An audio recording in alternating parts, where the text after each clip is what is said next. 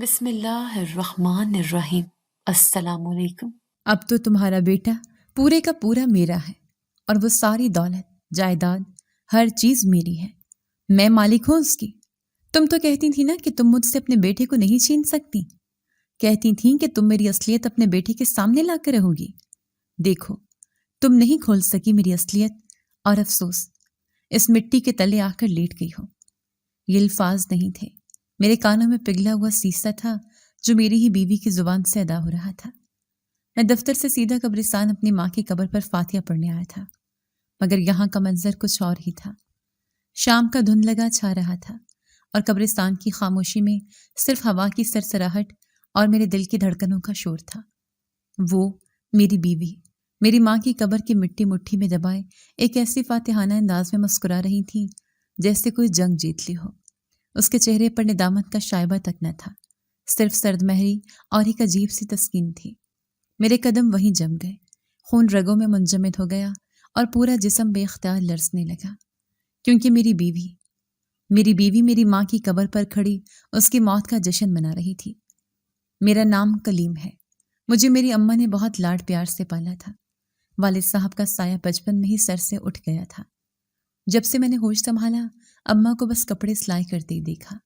ان کی پرانی سلائی مشین کی کھٹ کھٹ کی آواز میرے بچپن کی لوریوں اور میرے گھر کے پس منظر کی موسیقی کا حصہ تھی۔ وہ دن کو محلے والوں کے کپڑے سیتی اور رات کو میرے مستقبل کے سنہرے خواب بنتی تھی۔ میں اکثر پڑھتے پڑھتے سو جاتا، اور جب آنکھ کھلتی تو دیکھتا کہ اماں اسی طرح جھکی ہوئی مشین چلا رہی ہیں۔ ان کی تھکی ہوئی آنکھوں میں ایک ہی خواہش تیرتی تھی کہ میں پڑھ لکھ کر ایک قابل انسان بن جاؤں، تاکہ مجھے وہ مشقت بھری زندگی نہ گزارنی پڑے جو ان کا مقدر بنی تھی۔ اماں کی محنت اور دعائیں رائگاں نہیں گئیں۔ انہوں نے دن رات ایک کر کے اپنی خواہشات کو مار کر میرے لیے کمایا اور مجھے شہر کے سب سے اچھے اور مہنگے کالج میں پڑھایا۔ آخر کار میری تعلیم مکمل ہوئی اور میں نے ملازمت کی تلاش شروع کر دی۔ ہمارا اپنا گھر تھا، لیکن بہت چھوٹا اور بسیدہ، جس کی دیواروں پر غربت کی کہانیاں رقم تھیں۔ میں چاہتا تھا کہ اپنی ماں کو دنیا کی ہر خوشی دوں، انہیں ایک بڑے اور آرام دہ گھر میں رکھوں جہاں انہیں سلائی مشین کی مشقت سے نجات مل جائے۔ میری سب سے بڑی خواہش تھی کہ اب وہ صرف آرام کریں اور میں ان کی خدمت کروں۔ کئی مہینوں کی جد و جہد اور ان گنت انٹرویوز کے بعد آخر کار ایک دن میری دعا قبول ہو گئی۔ مجھے ایک بہت بڑی نجی کمپنی میں بہت اچھی نوکری مل گئی۔ تنخواہ اتنی تھی کہ میں اپنے سارے خواب پورے کر سکتا تھا۔ اس دن میری خوشی کی انتہا نہ تھی۔ میں خوشی سے بے قابو ہو کر گھر کی طرف بھاگا۔ اماں، اماں! میں نے گھر میں داخل ہوتے ہی بےتابی سے پکارا۔ وہ جلدی سے باہر آئیں۔ ان کی آنکھوں میں ہمیشہ کی طرح میرے لیے محبت اور فکر مندی تھی۔ آ گیا میرا چاند، خیریت تو ہے؟ میں نے آگے بڑھ کر ان کے ہاتھ چومے اور انہیں نوکری ملنے کی خوشخبری سنائی۔ یہ سنتے ہی ان کی آنکھیں خوشی کے آنسوں سے بھیگ گئیں۔ انہوں نے مجھے گلے لگایا، میرا ماتھا چوما اور کامتے ہوئے ہونٹوں سے ڈھیروں دعائیں دی۔ وقت پڑ لگا کر اڑنے لگا۔ میری عمر 28 سال ہو چکی تھی۔ میں نے اپنی تنخواہ سے گھر کی حالت کافی بہتر کر لی تھی۔ اماں کے لیے ہر آسائش مہیا کر دی تھی، لیکن اماں نے ابھی تک میرا کوئی رشتہ ڈھونڈنا شروع نہیں کیا تھا۔ ایک دن ہمت کر کے میں نے اماں سے خود ہی بات چھیڑ دی۔ ہم رات کے کھانے کے بعد صحن میں بچھی چرپائیوں پر بیٹھے چائے پی رہے تھے۔ اماں، میں نے جھجکتے ہوئے کہا، اب تو اللہ کا شکر ہے میں اچھا خاصا کمانے لگ گیا ہوں۔ آپ کو نہیں لگتا کہ اب آپ کی بہو کو گھر آ جانا چاہیے؟ اماں میرے سوال پر مسکرانے لگے۔ ان کی مسکراہٹ میں ایک عجیب سی پرچھائی تھی جسے میں پڑھنے سے قاصر تھا۔ کیوں نہیں بیٹا، میں تو خود چاہتی ہوں، کئی رشتے والیوں سے کہہ رکھا ہے، لیکن مجھے کوئی اپنے چاند جیسے بیٹے کے معیار کا رشتہ ملے گا تو میں بات آگے بڑھاؤں گی نا۔ کوئی ایسی ویسی لڑکی تھوڑی بیاہ کر لاؤں گی اپنے اکلوتے بیٹے کے لیے۔ میں حیران ہوا۔ میری نوکری اچھی تھی، لیکن میں کوئی امیر کبیر نہیں تھا۔ شکل و صورت بھی بس عام سی تھی، مگر اماں میرے لیے کوئی آسمان سے اتری حور ڈھونڈ رہی تھیں۔ اسی ہفتے رشتہ کروانے والی خالہ بلقیس ہمارے گھر آئی۔ وہ محلے کی سب سے مشہور اور منہ پھٹ رشتے کروانے والی خاتون تھی۔ اے بہن، ایک بڑا ہی اعلیٰ رشتہ لائی ہوں تیرے کلیم کے لیے۔ انہوں نے آتے ہی اپنا رجسٹر کھولتے ہوئے کہا، لڑکی ماشاءاللہ چاند کا ٹکڑا ہے، کالج کی سند یافتہ ہے، گھرداری میں ماہر ہے، باپ سرکاری افسر ہے، کیا خاندان ہے ان کا۔ اماں نے غور سے تفصیلات سنی، لڑکی کی تصویر دیکھی اور پھر ایک ٹھنڈی آ بھری۔ سب اچھا ہے بلکیس، لیکن لڑکی کا قد تھوڑا چھوٹا نہیں لگ رہا؟ میرے کلیم کا قد لمبا ہے، اس کے ساتھ جوڑی جچے گی نہیں۔ خالہ بلکیس نے ماتھے پر ہاتھ مارا۔ ارے بہن، تصویر میں ایسا لگتا ہے، سامنے سے دیکھے گی تو بالکل ٹھیک لگے گی، اب تو ہر چیز میں کیڑے نکالے گی تو کیسے چلے گا؟ مگر اماں نہ مانی۔ نہیں بلکیس، مجھے تسلی نہیں ہو رہی، کوئی اور اچھا رشتہ ہو تو بتاؤ۔ وقت کسی بہتے دریا کی طرح گزرتا چلا گیا۔ میری نوکری مستحکم ہو چکی تھی اور میں نے اپنی جمع پونجی اور کمپنی سے قرض لے کر شہر کی ایک اچھی آبادی میں ایک نیا اور کشادہ گھر خرید لیا۔ وہ دن میری اور اماں کی زندگی کی سب سے خوشی کے دنوں میں سے ایک تھا، جب ہم اپنے پرانے تنگ و تاریک محلے سے نکل کر اس روشن اور ہوادار گھر میں داخل ہوئے تو اماں کی آنکھوں میں آنسو آ گئے۔ بیٹا، یہ تو کسی محل جیسا ہے۔ انہوں نے گھر کی ایک ایک چیز کو محبت بھری نظروں سے دیکھتے ہوئے کہا، اللہ تیرا اقبال بلند کرے، تو نے مجھے بڑھاپے میں وہ سکھ دیا جس کا میں نے کبھی تصور بھی نہیں کیا تھا۔ میں نے مسکرا کر اماں کے کندھے پر ہاتھ رکھا۔ اماں، یہ سب آپ کی دعاؤں اور محنت کا نتیجہ ہے۔ نیا گھر بڑے ہونے کی وجہ سے کام کاج بھی زیادہ رکھتا تھا۔ ایک دن میں نے ان سے کہا، اماں، گھر ماشاءاللہ بہت بڑا ہے، آپ اب اکیلے اتنا کام مت کیا کریں، میں ایک کام والی رکھ لیتا ہوں جو صفائی ستھرائی اور دوسرے کاموں میں آپ کا ہاتھ بٹا دیا کرے۔ اماں نے پہلے تو انکار کیا، ارے نہیں بیٹا، ابھی مجھ میں بہت ہمت ہے، میں کر لوں گی۔ پرائے ہاتھوں میں وہ صفائی اور سلیقہ کہاں جو اپنے ہاتھوں میں ہوتا ہے، فضول میں پیسے خرچ ہوں گے۔ میں نے اصرار کیا، نہیں اماں، میں نے آپ کو آرام دینے کے لیے یہ سب کیا ہے، مزید تھکانے کے لیے نہیں۔ آپ بس حکم چلائیں، کام وہ کرے گی، آپ کی صحت میرے لیے سب سے قیمتی ہے۔ میرے بہت زور دینے پر اماں آخر کار مان گئی۔ اگلے ہی دن پڑوس کی ایک عورت ایک جوان لڑکی کو ساتھ لے کر ہمارے گھر آئی۔ اس کا نام آفرین تھا۔ 19-20 سال کی عمر، سانولا رنگ، بڑی بڑی معصوم آنکھیں اور سر پر ہر وقت دوپٹہ ٹکایا ہوا۔ وہ بہت خاموش طبع اور سلیقہ مند نظر آ رہی تھی۔ اماں نے اسے 2-4 سوال کیے اور اس کی شرافت اور غربت کو دیکھتے ہوئے اسے کام پر رکھ لیا۔ آفرین واقعی بہت محنتی اور فرما بردار تھی۔ وہ صبح سویرے آ جاتی اور دیر تک گھر کے کام کاج میں لگی رہتی۔ اس نے بہت جلد اماں کا دل جیت لیا۔ اماں بھی اب اس پر بھروسہ کرنے لگی تھی اور اسے بیٹیوں کی طرح ہی سمجھتی تھی۔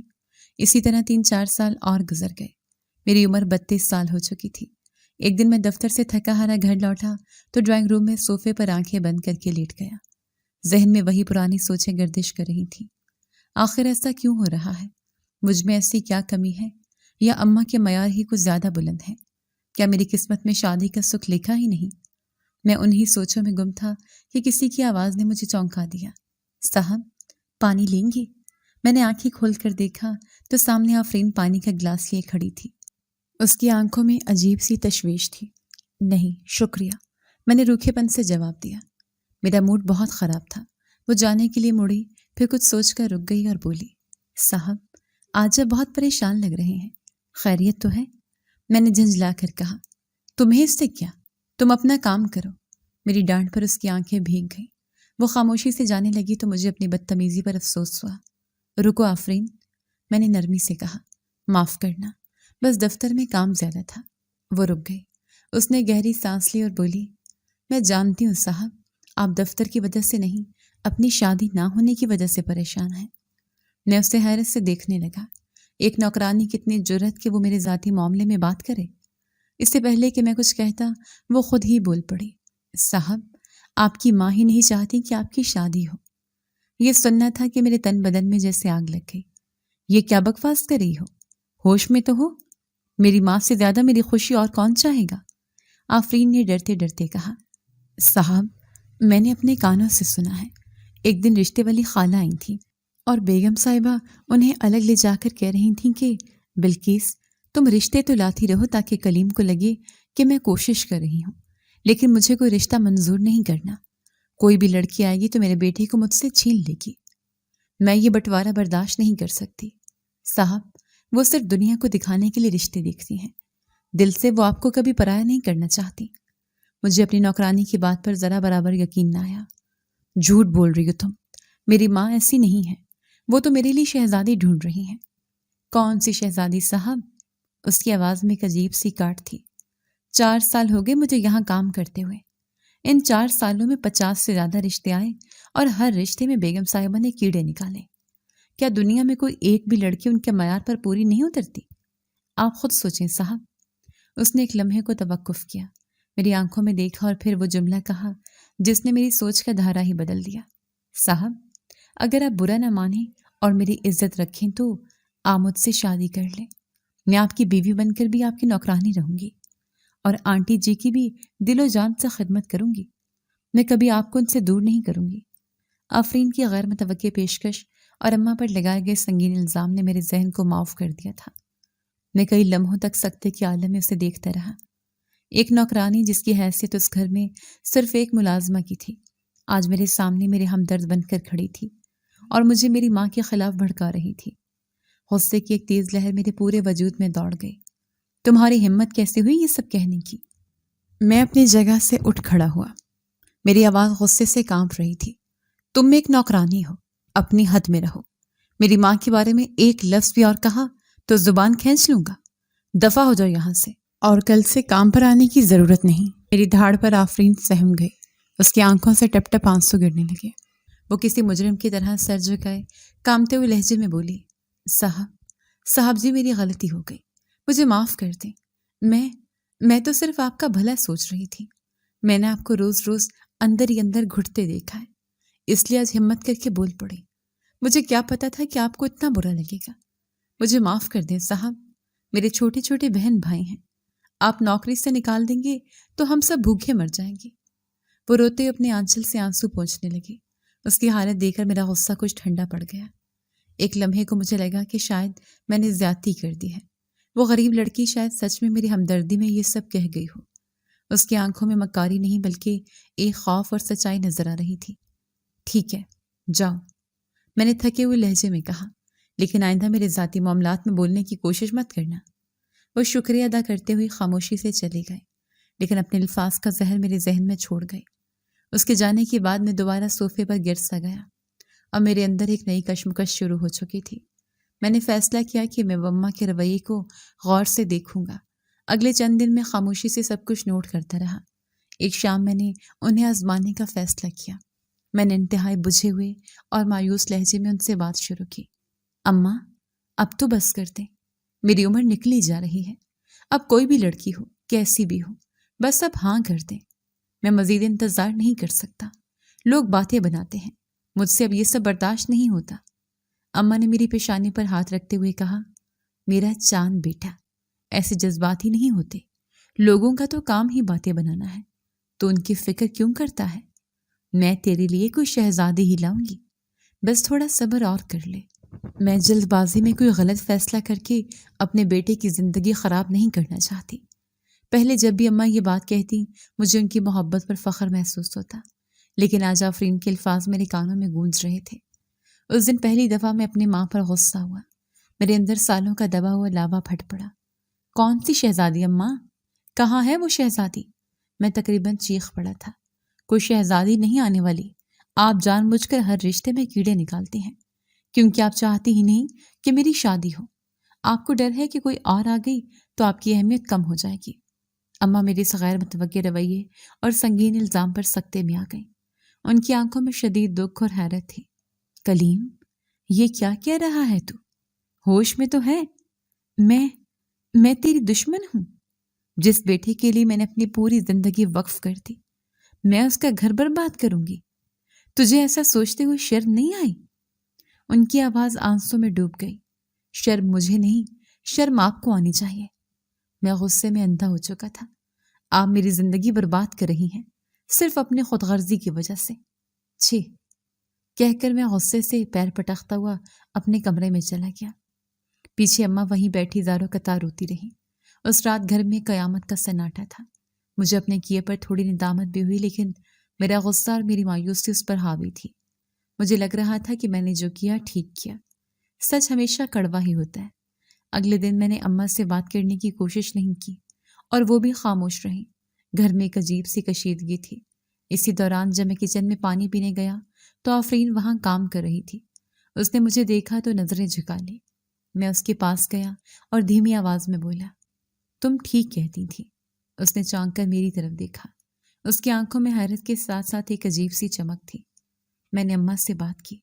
میں نے تلخی سے کہا، وہ کبھی نہیں مانیں گی، وہ میری شادی کبھی نہیں ہونے دیں گی، مجھے خود ہی کچھ کرنا پڑے گا۔ آفرین خاموشی سے میری بات سنتی رہی۔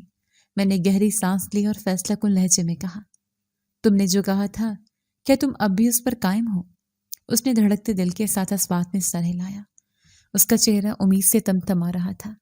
ٹھیک ہے، میں نے کہا، تیار رہنا، ہم بہت جلد شادی کریں گے، کورٹ میں۔ اماں کو بتانے کی ضرورت نہیں، جب سب کچھ ہو جائے گا تو خود ہی پتہ چل جائے گا۔ یہ کہتے ہوئے میرا دل ڈوب رہا تھا۔ میں جانتا تھا کہ میں اپنی زندگی کا سب سے بڑا اور شاید سب سے غلط قدم اٹھانے جا رہا ہوں، لیکن اس وقت مجھے اس کے سوا کوئی اور راستہ نظر نہیں آ رہا تھا۔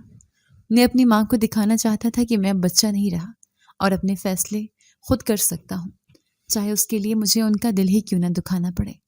اماں کے ساتھ ہونے والی تلخ کلامی کے بعد گھر قبرستان کے مانند خاموش ہو گیا تھا۔ ہم دونوں ایک ہی چھت تلے رہتے تھے، مگر اجنبیوں کی طرح۔ اماں کی آنکھیں ہر وقت سوجی رہتی اور وہ مجھ سے بات کرنے کی کوشش کرتی تو میں رخ پھیر لیتا۔ آفرین، پرسوں میں صبح ٹھیک 10 بجے تیار رہنا۔ میں نے ایک رات اسے کچن میں چپکے سے کہا، یہ کچھ پیسے ہیں، اپنے لیے ایک اچھا سا روسی جوڑا خرید لو۔ میں نہیں چاہتا کہ تم ایک نوکرانی کی طرح میرے ساتھ چلو، تم میری بیوی بننے والی ہو۔ آفرین نے ہچکچاتے ہوئے پیسے پکڑے۔ اس کی آنکھوں میں تشکر کے آنسو تھے۔ مقررہ دن میں صبح سویرے ہی گھر سے نکل گیا۔ میں نے اماں کو بتایا کہ دفتر میں ایک ضروری میٹنگ ہے۔ میں سیدھا شہر کی کچہری پہنچ گیا۔ وہاں کا ماحول میرے اندر کی بغاوت کو مزید ہوا دے رہا تھا۔ کالے کوٹ پہنے وکلا پریشان حال سائلین اور ہر طرف ایک بے چینی کی فضا۔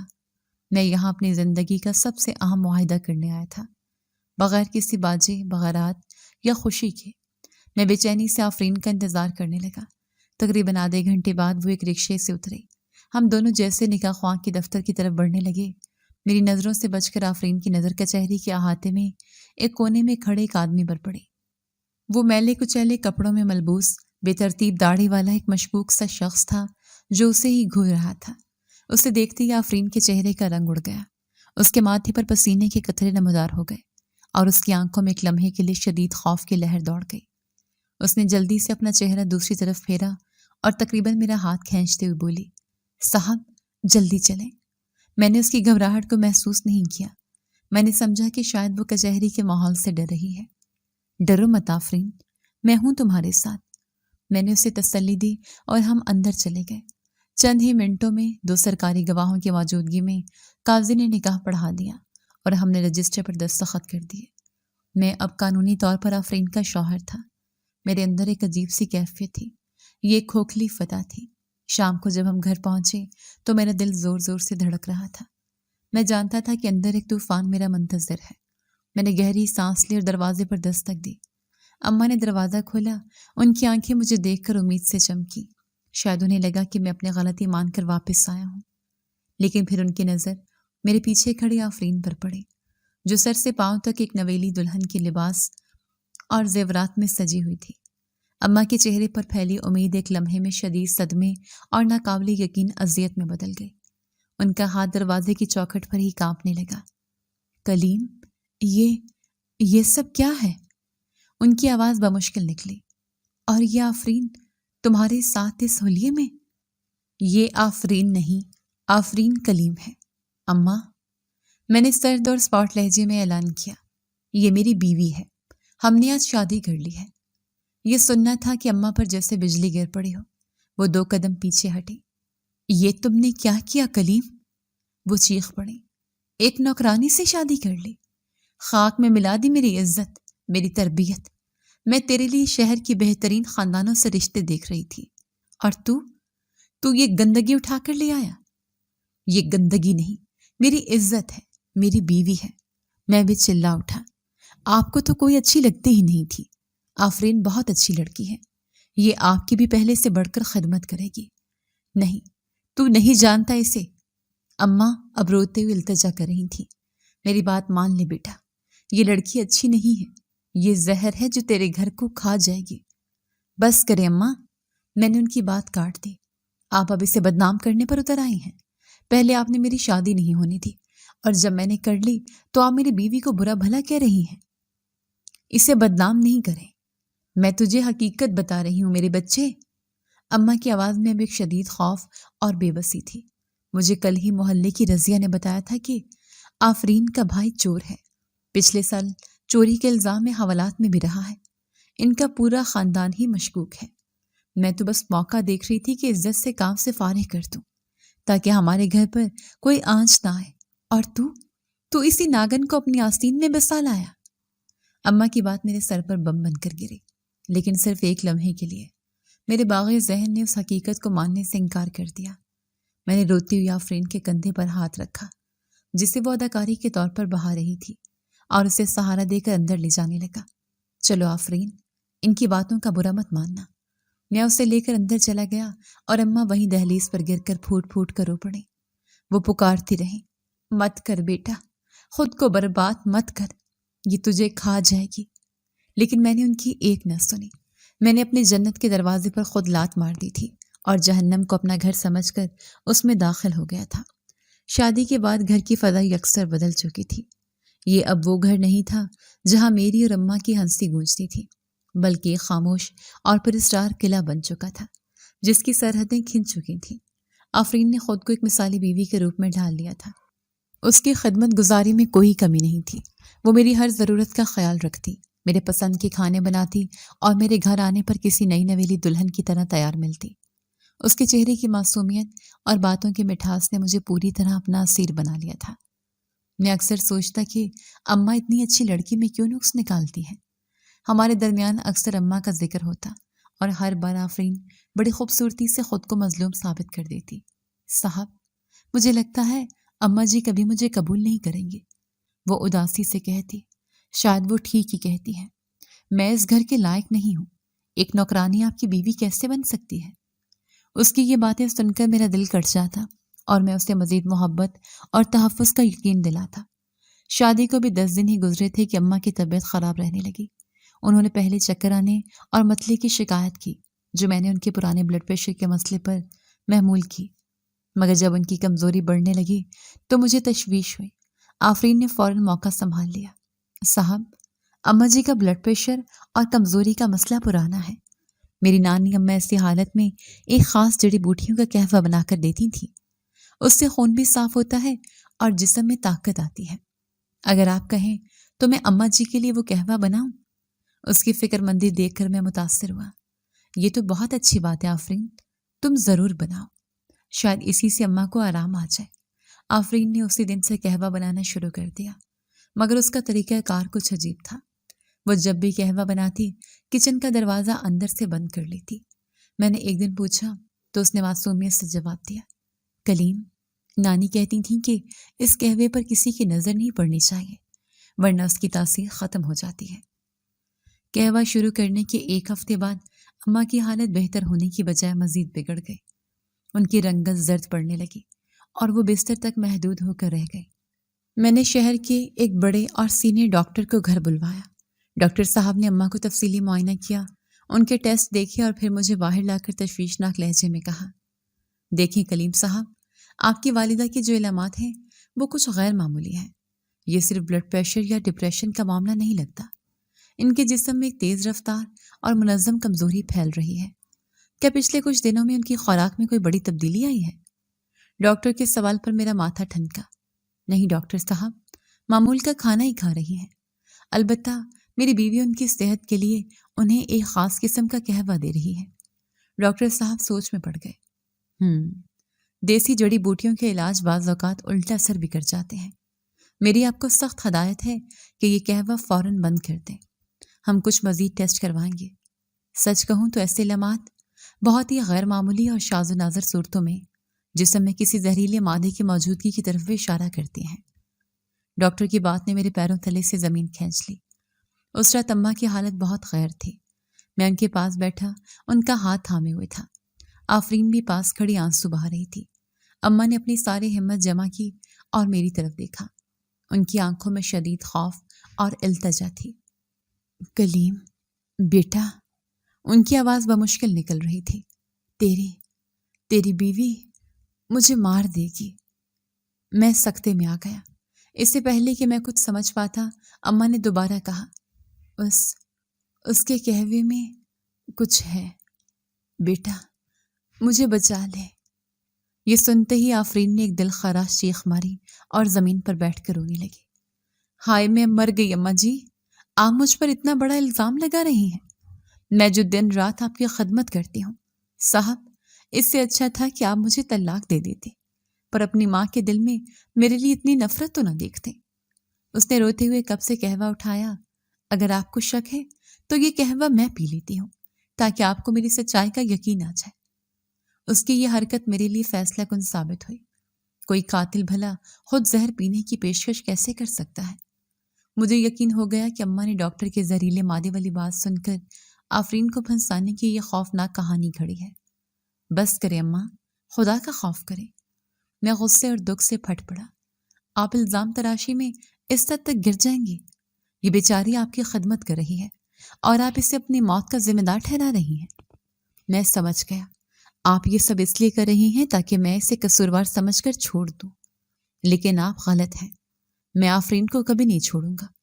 میں نے آفرین کو بازو سے پکڑ کر اٹھایا اور اسے کمرے سے باہر لے گیا۔ میرے پیچھے میری ماں اپنے بستر پر بے بسی سے روتی رہ گئی۔ اماں کی طرف سے قتل کا الزام لگائے جانے کے بعد ناقابل بیان حد تک بوجھل اور کشیدہ ہو گیا تھا۔ حیرت انگیز طور پر قہوہ بند ہونے کے باوجود اماں کی طبیعت میں کوئی بہتری نہیں آئی۔ ان کی حالت مزید بگڑتی چلی گئی۔ اس بات نے آفرین کو بے گناہ ثابت کرنے میں مزید مدد کی۔ وہ اکثر میرے سامنے روتی، دیکھا صاحب، قہوہ تو کب کا بند ہو گیا، پر اماں جی کی طبیعت ویسی ہی ہے۔ اس کا مطلب ہے کہ خرابی میرے قہوے میں نہیں، اماں جی کے دل میں ہے۔ وہ مجھے اس گھر میں دیکھنا ہی نہیں چاہتی۔ اس کی باتیں اتنی منطقی لگتی کہ میں ان کی سچائی پر شک ہی نہیں کر سکتا تھا۔ ایک دن میں گھر پر ہی تھا کہ آفرین صحن میں کھڑی کسی سے فون پر بہت دھیمے اور خفیہ انداز میں بات کر رہی تھی۔ میں دوسرے کمرے میں تھا، مگر اس کی آواز کے چند ٹوٹے پھوٹے الفاظ میرے کانوں میں پڑے۔ نہیں، ابھی نہیں، ابھی خطرہ ہے، کام بگڑ جائے گا۔ ہاں، پیسے مل جائیں گے جب بڑھیا۔ اس سے پہلے کہ میں کچھ اور سن پاتا، اسے شاید میرے قدموں کی آہٹ سنائی دی اور اس نے فوراً فون بند کر دیا۔ میں نے کمرے سے نکل کر پوچھا، کس سے بات کر رہی تھی؟ وہ تھوڑا گھبرائے مگر فوراً خود کو سنبھال لیا۔ وہ میرے ماموں تھے، بہت پریشان تھے۔ ان کی بیٹی کی شادی ہے اور پیسوں کی ضرورت ہے۔ میں ان سے کہہ رہی تھی کہ جب بڑھیا یعنی میری خالہ کی کمیٹی نکلے گی تو پیسے مل جائیں گے۔ میں آپ کو ان کی پریشانی بتا کر مزید پریشان نہیں کرنا چاہتی تھی۔ اس کی وضاحت اتنی مکمل اور ہمدردانہ تھی کہ میں نے اس پر یقین کر لیا، مگر میرے دل کے کسی کونے میں ایک کھٹکا سا ضرور رہ گیا۔ بڑھیا کا لفظ میرے کانوں میں اٹک کر رہ گیا تھا۔ میں اسی کشمکش میں مبتلا تھا کہ اس رات اماں کی حالت اچانک بہت زیادہ بگڑ گئی۔ ان کی سانسیں اکھڑنے لگی۔ میں اور آفرین ساری رات ان کے سرہانے بیٹھے رہے۔ وہ کچھ کہنا چاہتی تھی مگر ان کی زبان ساتھ نہیں دے رہی تھی۔ ان کی آنکھوں میں آنسو تھے اور ایک التجا تھی جو میں سمجھ نہ سکا۔ فجر کی اذان کے ساتھ ہی انہوں نے آخری ہچکی لی اور ان کی آنکھیں ہمیشہ کے لیے بند ہو گئیں۔ وہ چلی گئی اور اپنے پیچھے میرے لیے ایک ناختم ہونے والا احساس جرم اور ایک ایسا خوفناک معمہ چھوڑ گئی جس کا جواب مجھے مستقبل میں ملنے والا تھا۔ آفرین اماں کی لاش سے لپٹ کر ایسے رو رہی تھی جیسے اس کی اپنی ماں مر گئی ہو۔ میں سکتے کے عالم میں اپنی ماں کا پرسکون چہرہ دیکھ رہا تھا۔ پچھلے دنوں جو کچھ ہوا سب کچھ میرے ذہن میں ایک طوفان کی طرح گھوم رہا تھا۔ میں اپنی ماں کی موت کے غم میں ڈوبا ہوا تھا، لیکن آج پہلی بار اس غم کے ساتھ ساتھ میرے دل میں ایک دہشتناک شک کی پہلی کونپل پھوٹ رہی تھی۔ اماں کی موت نے گھر کو ایک ویران سرائے میں بدل دیا تھا۔ پہلے 3 دن تعزیت کے لیے آنے جانے والوں کا تانتا بندھا رہا۔ آفرین کسی مشاہکہ اداکارہ کی طرح ہر آنے والے کے سامنے رو رو کر برا حال کر لی تھی۔ وہ گھر کے سارے انتظامات بھی دیکھ رہی تھی اور مہمانوں کی آبھگت بھی کر رہی تھی۔ محلے کی عورتیں اس کی خدمت گزاری اور مرحومہ سے محبت کے گن گا رہی تھیں اور میری قسمت پر رشک کر رہی تھیں کہ مجھے ایسی نیک اور سگھڑ بیوی ملی جو ساس کے مرنے پر بھی بیٹیوں سے بڑھ کر رو رہی ہے۔ اللہ نصیب اچھے کرے۔ کلیم کو بہت نیک بیوی ملی ہے، دیکھو تو صحیح کیسے ساس کے لیے تڑپ رہی ہے۔ یہ کلیم کو ماں کی کمی محسوس نہیں ہونے دے گی۔ کسی رشتہ دار خاتون کی یہ آواز جب میرے کانوں میں پڑی تو میرے دل میں خنجر سا اتر گیا۔ میں ان سب دکھاوے کے مناظر سے دور ایک زندہ لاش کی طرح ایک کونے میں بیٹھا رہتا۔ تیسرے دن جب فاتح خوانی کے بعد تمام مہمان چلے گئے اور گھر میں ایک ہو کا عالم طاری ہو گیا تو مجھ سے رہا نہ گیا۔ میں ہمت کر کے اماں کے کمرے میں داخل ہوا۔ ہر چیز ویسی ہی تھی جیسی وہ چھوڑ کر گئی تھی۔ ان کی جائے نماز، ان کی تسبیح، ان کے کپڑوں سے آتی ان کی مخصوص خوشبو۔ میں ان کے بستر پر بیٹھ گیا اور پھوٹ پھوٹ کر رو پڑا۔ روتے روتے میری نظر ان کے پرانے لکڑی کے صندوق پر پڑی۔ میں نے کانپتے ہاتھوں سے اسے کھولا۔ اس میں اماں کے جہیز کی پرانی چادریں، کچھ برتن اور ان کے والدین کی تصویریں تھیں۔ میں ایک ایک چیز کو چھو کر ان کی یادوں کو محسوس کر رہا تھا کہ میرا ہاتھ کونے میں رکھے قرآن پاک کے نیچے کسی سخت چیز سے ٹکرایا۔ میں نے دیکھا تو وہاں ایک چھوٹی سی سادہ سی ڈائری چھپی ہوئی تھی۔ میرا دل دھک سے رہ گیا۔ میں نے لرزتے ہاتھوں سے ڈائری کھولی۔ یہ اماں کی تھی۔ انہوں نے لکھنا کب شروع کیا مجھے معلوم نہ تھا۔ پہلا صفحہ کھولتے ہی میرے آنسوں کا سیلاب امٹ آیا۔ آج میرے کلیم کی نوکری لگ گئی۔ میرا اللہ اس کے نصیب بلند کرے۔ آج کلیم مجھے نئے گھر لے آیا۔ کاش اس کے ابا بھی یہ دن دیکھنے کے لیے زندہ ہوتے۔ میں ورق پلٹتا گیا۔ میری شادی کے بعد کی تحریروں کا انداز بدلا ہوا تھا۔ آج گھر میں بہو آ گئی۔ کلیم بہت خوش ہے۔ اللہ اسے ہمیشہ خوش رکھے۔ بس میرا دل کچھ بے چین سا ہے۔ آفرین بہت خدمت کرتی ہے، پر اس کی آنکھوں میں کچھ ہے جو مجھے کھٹکتا ہے، ایک عجیب سی سرد مہری، یا شاید یہ میرا وہم ہے۔ اور پھر وہ تحریریں آئیں جنہوں نے میرے وجود کو ہلا کر رکھ دیا۔ آج آفرین نے میرے لیے کوئی خاص قہوہ شروع کیا ہے۔ کہتی ہے کہ اس سے طاقت آئے گی، مگر اس کا ذائقہ بہت عجیب اور کڑوا ہے۔ اسے پینے کے بعد میرے گلے میں ہلکی سی جلن ہوتی ہے اور سر بھاری ہو جاتا ہے۔ اور پھر آخری صفحے پر کانپتے ہوئے ہاتھوں سے لکھی گئی آخری تحریر۔ میرا جسم میرا ساتھ چھوڑ رہا ہے۔ مجھے لگتا ہے یہ لڑکی مجھے مار دے گی۔ وہ مجھے ایسے دیکھتی ہے جیسے میں کوئی شکار ہوں اور وہ کوئی شکاری۔ اس کے قدموں کی آہٹ سے بھی اب مجھے خوف آتا ہے۔ یا اللہ، میرے بچے کی حفاظت کرنا۔ اگر مجھے کچھ ہو جائے تو میرے کلیم کو سچ دکھا دینا۔ ڈائری میرے ہاتھ سے چھوٹ کر زمین پر گر گئی۔ میرے کانوں میں سائیں سائیں ہونے لگی۔ یہ میری ماں کے الفاظ نہیں تھے، یہ ان کی موت سے پہلے کی گواہی تھی۔ میرا شک، میری بے چینی، سب کچھ اب ایک خوفناک یقین میں بدل چکا تھا۔ میرا دل غصے، نفرت اور بے پناہ پچھتاوے کی آگ میں جلنے لگا۔ میں ایک ایسا بدبخت بیٹا تھا جو اپنی ماں کی چیخیں نہ سن سکا اور ایک ناگن کو اپنی محافظ سمجھتا رہا۔ اگلے دن میں دفتر چلا گیا۔ میں معمول کے مطابق رہنا چاہتا تھا تاکہ آفرین کو ذرا برابر بھی شک نہ ہو، مگر میرا دماغ کام نہیں کر رہا تھا۔ میری آنکھوں کے سامنے اماں کی تحریر اور ان کا بے جان چہرہ گھوم رہا تھا۔ شام کو دفتر سے نکلتے ہوئے میرے قدم بے اختیار قبرستان کی طرف اٹھ گئے۔ میں اماں سے معافی مانگنا چاہتا تھا، انہیں بتانا چاہتا تھا کہ مجھے سچ معلوم ہو گیا ہے۔ گاڑی کو قبرستان سے کچھ فاصلے پر کھڑا کر کے میں اندر داخل ہوا۔ جیسے جیسے میں اماں کی قبر کے قریب جا رہا تھا، میرے دل کی دھڑکن تیز ہو رہی تھی، مگر قریب پہنچ کر میرے قدم وہیں جم گئے۔ وہاں کوئی پہلے سے موجود تھا۔ ایک کالے برقعے میں ملبوس عورت اماں کی قبر پر کھڑی تھی۔ وہ آفرین تھی۔ میرا خون رگوں میں منجمد ہو گیا۔ وہ یہاں کیا کر رہی ہے؟ میں تیزی سے ایک بڑی سی جھاڑی کے اوٹ میں چھپ گیا اور دیکھنے لگا۔ آفرین کے ہاتھ میں فون تھا اور وہ کسی سے بات کر رہی تھی۔ قبرستان کی خاموشی میں اس کی آواز صاف سنائی دے رہی تھی۔ ہاں اکرم، کام ہو گیا۔ بڑھیا مر گئی۔ اب بس 40ویں کا انتظار ہے۔ اس کے بعد میں اس بے وقوف کلیم کو شہر چھوڑنے اور سب کچھ بیچنے پر راضی کر لوں گی۔ پھر ہم دونوں آرام سے زندگی گزاریں گے۔ دوسری طرف سے شاید اس کے بھائی نے کوئی سوال پوچھا، جس پر آفرین نے ایک سرد کہکا لگایا۔ ارے وہ پاگل، وہ تو ابھی تک مجھے فرشتہ سمجھتا ہے۔ اس کی ماں نے مرتے مرتے بھی اسے سچ بتایا کہ میں اسے مار رہی ہوں، پر اس اندھے نے میری آنسوں پر یقین کیا۔ میں نے جو باہر سے منگوایا ہوا خاص زہر اسے قہوے میں ملا کر دیا، اس نے اپنا کام خوب دکھایا۔ ڈاکٹر بھی نہیں پکڑ سکے۔ یہ سن کر میرے پیروں تلے سے جیسے زمین نکل گئی۔ اس نے اقرار کر لیا تھا، میری ماں سچ کہہ رہی تھی۔ پھر آفرین نے جو اگلا کام کیا، اس نے میرے پورے وجود کو جھنجھوڑ کر رکھ دیا۔ اس نے اماں کی قبر پر لگی مٹی پر ٹھوکر ماری اور نفرت سے بولی، سن رہی ہو بڑھیا، تم جیت نہ سکی۔ تم مجھے اپنے بیٹے سے دور کرنا چاہتی تھی۔ دیکھو، آج تمہارا بیٹا بھی میرا ہے اور اس کی ساری دولت بھی میری۔ تم مٹی کے نیچے ہو اور میں تمہارے محل میں راج کر رہی ہوں۔ یہ الفاظ نہیں تھے، یہ میرے دل پر گرے ہوئے بم تھے۔ میں اسی جھاڑی کے پیچھے ایک بت کی طرح ساکت کھڑا اسے دیکھتا رہا، جو میری ماں کی قبر پر ٹھوکر مار کر فاتحانہ انداز میں واپس جا رہی تھی۔ اس کے ہر قدم کے ساتھ میرے اندر کی آگ مزید بھڑک رہی تھی۔ یہ غصے کی آگ تھی، نفرت کی آگ تھی، اور سب سے بڑھ کر اپنے آپ سے گھن کھانے کی آگ تھی۔ جب وہ نظروں سے اوجھل ہو گئی تو میں ہمت کر کے اپنی ماں کی قبر کے پاس پہنچا اور وہیں گھٹنوں کے بل گر گیا۔ اماں، میری ماں، مجھے معاف کر دینا۔ میرے منہ سے الفاظ نہیں، صرف ٹوٹی پھوٹی سسکیاں نکل رہی تھیں۔ میں آپ کا گناہ گار ہوں۔ میں نے آپ کی پکار نہیں سنی۔ میں نے آپ کے قاتل کو آپ کا مسیحا سمجھا۔ میں دیر تک قبر کی مٹی پر سر رکھے روتا رہا۔ میرے آنسو اس مٹی میں جذب ہو رہے تھے، مگر میرے دل پر لگے زخموں کا کوئی مرہم نہیں تھا۔ کافی دیر بعد جب میرے آنسو خشک ہوئے تو میرے اندر کی اذیت نے ایک سرد اور فولادی غصے کی شکل اختیار کر لی۔ میں نے فیصلہ کر لیا کہ میں مزید آنسو نہیں بہاؤں گی۔ اب وقت تھا انصاف کا۔ اب وقت تھا اس شیطان عورت کو اس کے کیے کی سزا دلوانے کا۔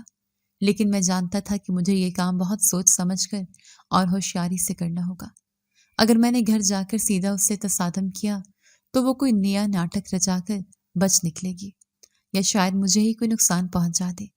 مجھے ثبوت چاہیے تھے، ایسے ٹھوس ثبوت جو اسے قانون کے شکنجے سے بچنے نہ دے۔ میں نے خود کو سنبھالا، اپنے آنسو پونچھے اور ایک اداکار کی طرح اپنے چہرے پر تھکاوٹ اور معمول کے تاثرات سجا کر گھر کی طرف روانہ ہوا۔ وہ سفر میری زندگی کا سب سے طویل اور اذیت ناک سفر تھا۔ گاڑی چلاتے ہوئے میرے ذہن میں آفرین کے ساتھ گزارا ہر لمحہ کسی ڈراؤنے خواب کی طرح چل رہا تھا۔ اس کا مسکرانا، اس کی خدمت کرنا، اس کا رونا، اس کی ہمدردی جتانا، سب کچھ اب ایک گھناؤنا مذاق اور ایک شیطانی منصوبہ لگ رہا تھا۔ جب میں گھر پہنچا تو وہ ایسے بیٹھی تھی جیسے کچھ ہوا ہی نہ ہو۔ وہ شاید کوئی رسالہ دیکھ رہی تھی اور ہلکے ہلکے گنگنا رہی تھی۔ مجھے دیکھ کر وہ مسکرائے۔ آ گئے آپ؟ آج بہت دیر کر دی۔ میں کب سے آپ کا انتظار کر رہی تھی۔ کھانا لگا دوں؟ اس کی آواز سن کر میرے دل میں نفرت کی ایک لہر اٹھی اور میرا جی چاہا کہ ابھی اسی وقت اس کا گلا گھونٹ دوں، مگر میں نے اپنے ہاتھوں کو جیبوں میں ڈال کر اپنی مٹھیاں بھینچ لی۔ میں نے اپنے لہجے کو ہر ممکن حد تک نارمل رکھتے ہوئے کہا، ہاں، بس دفتر میں کام زیادہ تھا۔ تم کھا لو، مجھے بھوک نہیں ہے، سر میں بہت درد ہے۔ میں ابھی آپ کے لیے چائے بنا کر لاتی ہوں، اس نے ہمدردی سے کہا۔ نہیں، میں نے فوراً کہا، مجھے کسی چیز کی ضرورت نہیں، میں بس اماں کے کمرے میں تھوڑی دیر آرام کرنا چاہتا ہوں۔ آج ان کی بہت یاد آ رہی ہے۔ یہ کہہ کر میں سیدھا اماں کے کمرے کی طرف بڑھ گیا۔ یہ کمرہ اب میرا محفوظ ٹھکانہ تھا، جہاں میں اس ناگن کی نظروں سے دور رہ کر اپنا منصوبہ بنا سکتا تھا۔ میں نے اندر جا کر دروازہ بند کر لیا اور بستر پر گر گیا۔ میرا دماغ تیزی سے کام کر رہا تھا۔ میرے پاس اماں کی ڈائری تھی اور قبرستان میں سنا ہوا اس کا اقرار جرم تھا، لیکن پولیس کو اس سے بھی زیادہ ٹھوس ثبوت کی ضرورت تھی۔ اچانک مجھے اماں کا وہ پرانا سادہ سا موبائل فون یاد آیا، جو ہمیشہ ان کے سرہانے رکھا ہوتا تھا۔ میں نے جلدی سے ان کی دراز کھولی، فون وہیں پڑا تھا۔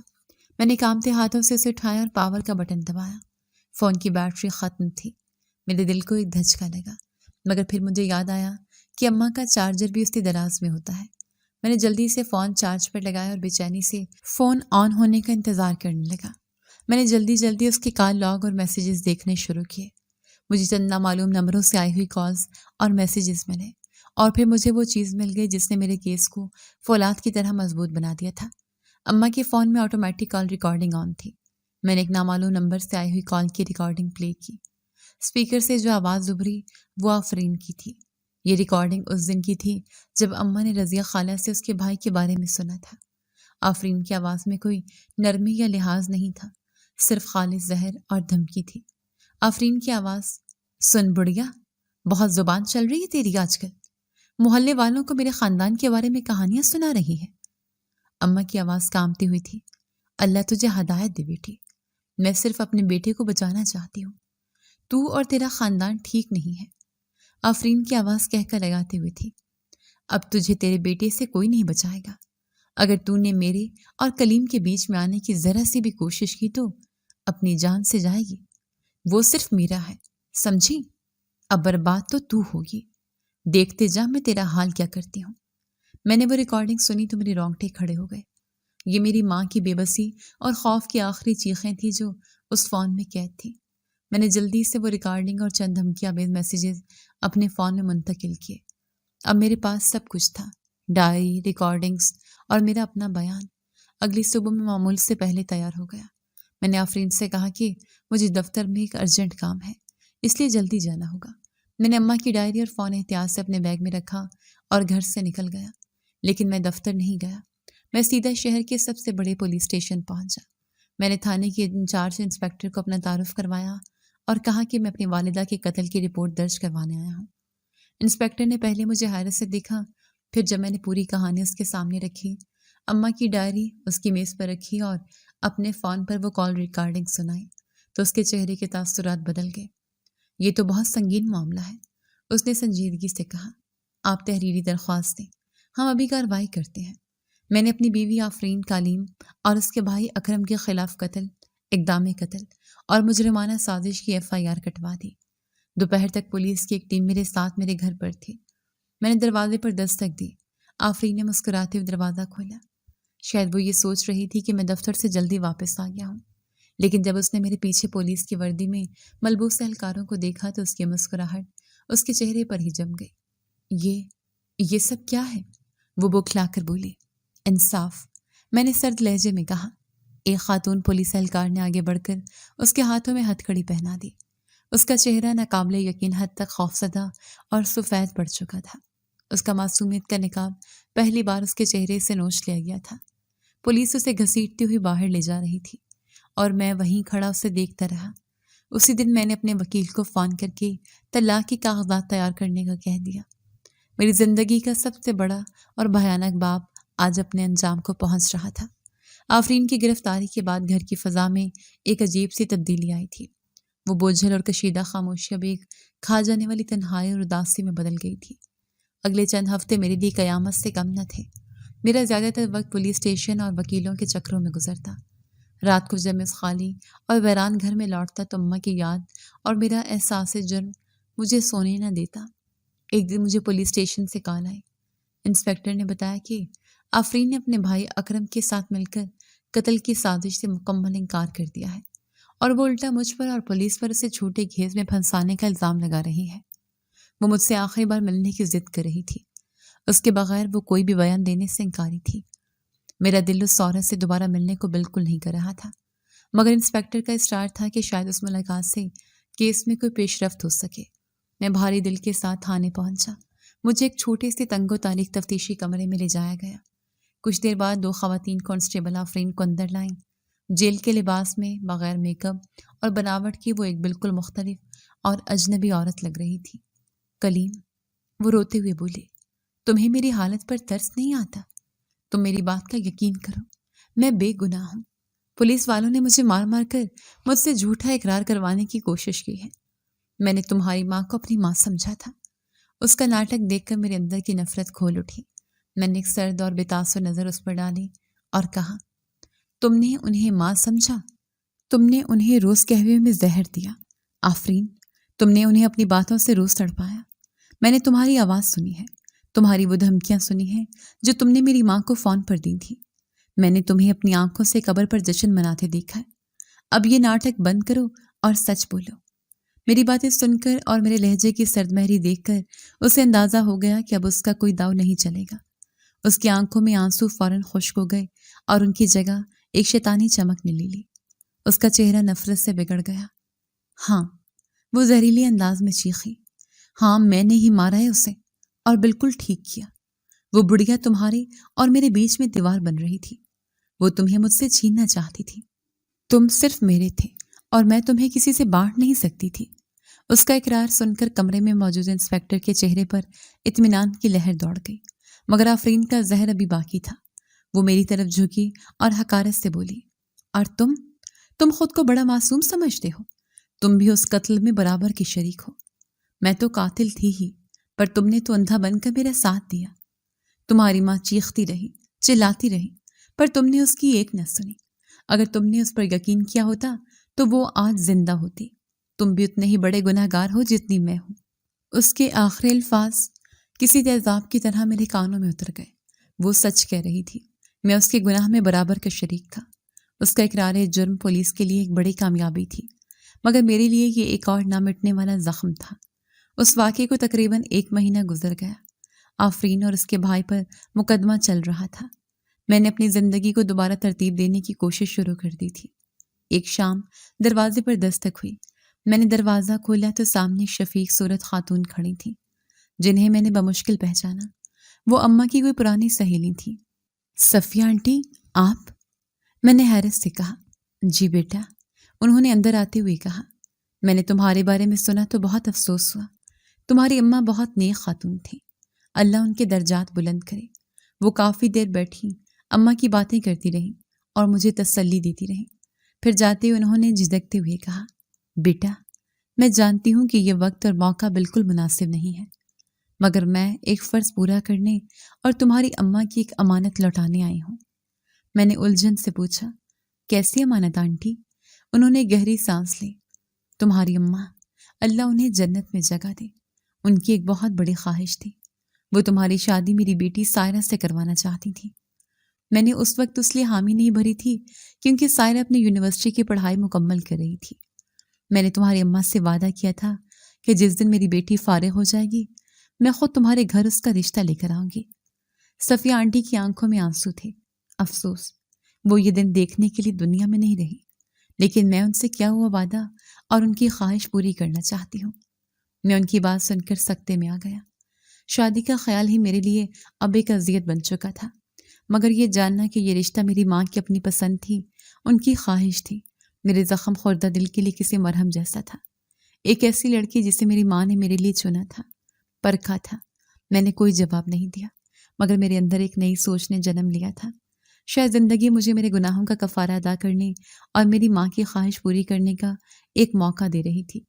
صفیہ آنٹی کی طرف سے اماں کی آخری خواہش کا سن کر میں کئی دن تک ایک عجیب کشمکش میں مبتلا رہا۔ میں اکثر راتوں کو اماں کے کمرے میں جا کر ان کی تصویر سے باتیں کرتا۔ اماں، میں کیا کروں؟ میں نے ایک رات روتے ہوئے کہا۔ میں اس قابل کہاں کہ اب کوئی خوشی حاصل کروں۔ میں نے آپ کے ساتھ جو کیا اس کے بعد تو مجھے ساری زندگی تنہا رہ کر ہی اپنے گناہوں کا کفارہ ادا کرنا چاہیے۔ کئی دن کی سوچ بچار کے بعد میں نے فیصلہ کیا کہ میں یہ رشتہ اپنی خوشی کے لیے نہیں بلکہ اپنی ماں کی خواہش کی تکمیل اور اپنے گناہوں کے کفارے کے طور پر قبول کروں گا۔ میں نے صفیہ آنٹی کو فون کر کے انہیں اپنے گھر آنے کی دعوت دی۔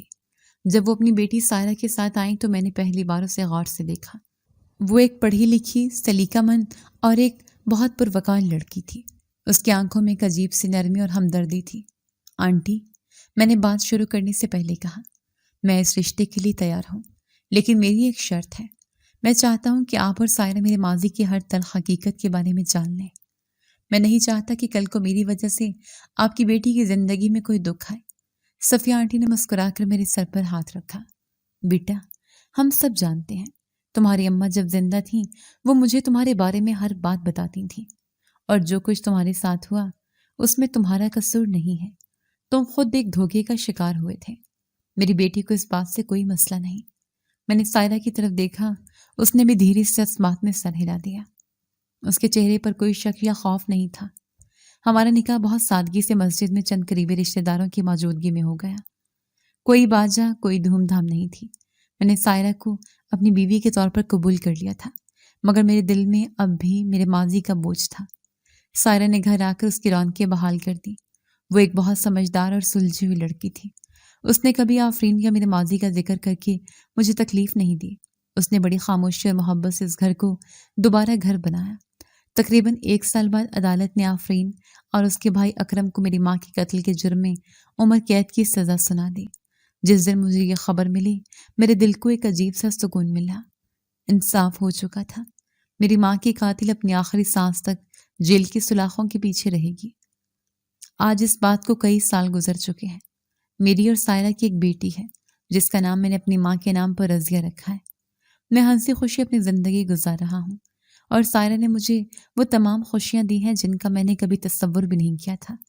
لیکن میں آج بھی خود کو پوری طرح معاف نہیں کر سکا۔ آفرین کی وہ آخری بات میرے کانوں میں آج بھی گونجتی ہے کہ اگر تم اندھے نہ بنتے تو وہ آج زندہ ہوتی۔ یہ سچ تھا۔ میں اپنی زندگی میں خوش ہوں، مگر ایک بے سکونی ہے جو میرا مقدر بن چکی ہے۔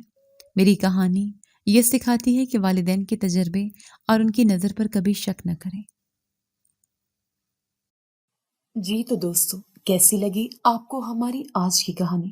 اپنی رائے کا اظہار ہمارے کمنٹس باکس میں ضرور کیجیے گا، اور اگر آپ کو ہماری ویڈیو پسند آئی ہے تو کر لیجیے ہمارے چینل کو سبسکرائب، ویڈیو کو لائک اور بیل آئکن لازمی پریس کر لیجیے تاکہ ہر نئی آنے والی ویڈیو کا نوٹیفیکیشن آپ کو بر وقت موصول ہو سکے۔